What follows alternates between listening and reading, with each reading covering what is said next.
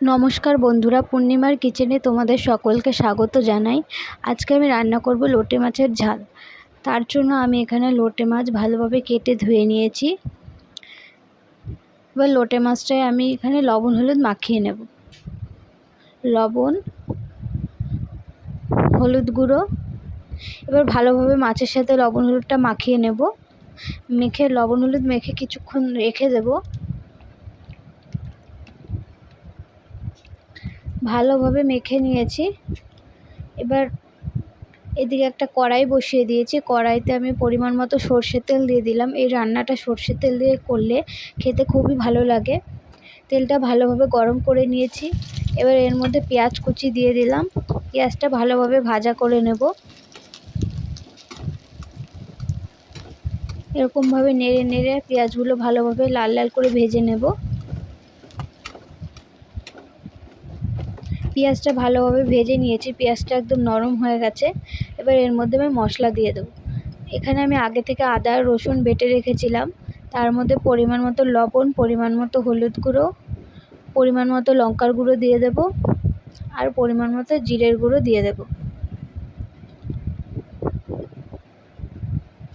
এবার এর মধ্যে অল্প একটু জল দিয়ে ভালোভাবে সব মশলাটা মিশিয়ে নেব। যাতে গুঁড়ো মশলাটা পুড়ে না যায় তার জন্য অল্প একটু করে জল দিয়ে দিলাম। এবার এটা পেঁয়াজের মধ্যে দিয়ে দেব। এবার ভালোভাবে মশলাটা কষিয়ে নেব।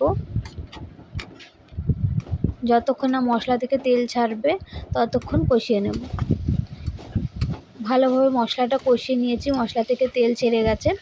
এবার লোটে মাছগুলো দিয়ে দেব।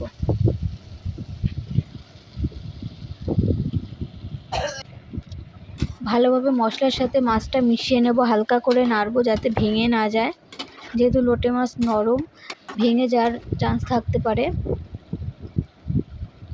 এবার পরিমাণ মতো জল দিয়ে দেব। অল্প করে জল দিলাম, যেহেতু লোটে মাছের থেকে জল বেরোয় তার জন্য অল্প পরিমাণে জল দিলাম।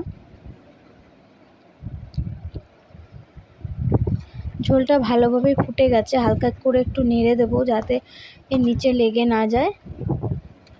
এরকমভাবে হালকা করে নাড়বো আর ফুটিয়ে ফুটিয়ে ঝোলটা একদম কমিয়ে নেব। ভালোভাবে ফুটিয়ে ঝোলটা একদম কমিয়ে নিয়েছি। একদম গামাখা করে নিয়েছি। লোটে মাছের ঝাল হয়ে গেছে। এবার নামিয়ে নেব। আশা করি তোমাদের ভালো লেগেছে। যদি ভালো লাগে তাহলে সাবস্ক্রাইব করো আর কমেন্ট করে জানিও তোমাদের রেসিপিটা কেমন লেগেছে।